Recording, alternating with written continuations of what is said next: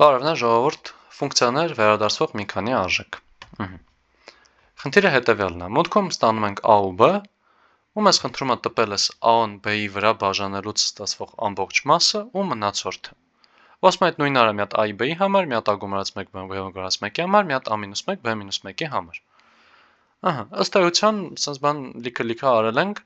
զուտ եկեք մի հատ վարժվենք, տեսնենք, թե ոնց է լինում, որ ֆունկցիան վերադարձնում է մի քանի բան։ Եկեք գնանք, ու սկսենք միանգամից մեր ֆունկցիան գրել, մենք պետք է ստանանք այդ ամբողջ մասը, քանորդը ու մնացորդը, չէ։ Եկեք մի քիչ դժվարոտ անուն դնենք ֆունկցիային, բայց ինֆորմատիվ, ասենք հաշվի,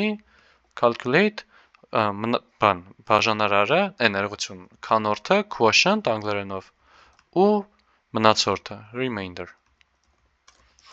Այս ֆունկցիան մուտքում ընդունում է երկու հատ թիվ։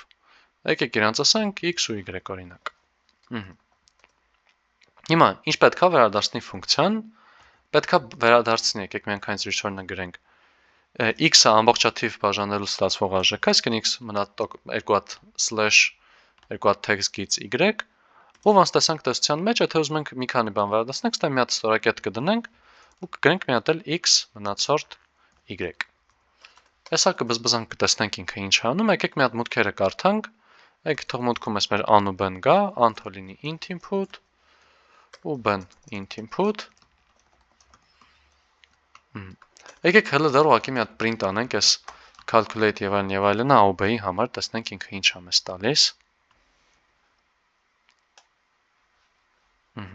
Ինքը մեզ տվեց այսպես մի հատ tuple, 1 ու 3 էլեմենտներից բաղկացած։ Պատասխանը ճիշտ է, պետք է հիմա ուղղակի իրան այս սիրուն ֆորմատի բերենք, ոչ թե ուղղակի որպես tuple բերենք,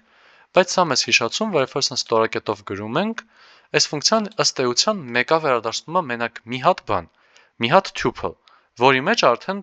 կա բազմաթիվ էլեմենտներ։ Այսինքն վերադարձը մի հատ բան է, բայց մի հատ բան է, որը պարունակում է մի քանի բան, էլի, մեզ այդ է հենց կարևոր ստեղ։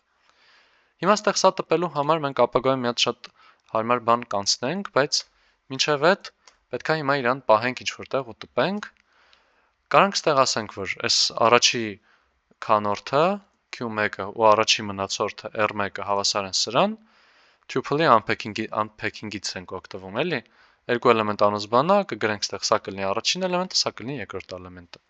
Ու գանք ստեղ տպենք, ասենք, տպի Q1-ը ու տպի R1-ը։ Սա որ աշխատացնենք, այս 1 ու 3-ը եղավ։ Մեզ մնում է անելս նույն պատմությունը, ուղղակի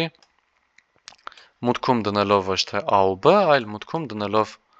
ըստ խնդրի պահանջված A գումարած 1, B գումարած 1, B գումարած 1, ու ստեղ եկեք Q2-ներով սարքենք փոփոխականները, որտեվ սենց ավելի լավ պրակտիկա է, էլի, որտեվ եթե պետք կան այս փոփոխականները, եթե մեկերով թողենք, իրանք փաստացի կվերագրվեին, կկորեին, կգնային։ Այս էլ Q3-ներով, մի քիչ երկար է ստացվում, բայց դե կարևոր մասը ես խնդրում եմ, որ վարժվեցինք օգտագործել ֆունկցիաներ, որոնք որ ունեն մի քանի վերադարձ, ոչ թե մենակ մի հատիկ։ Դե հաջողներ։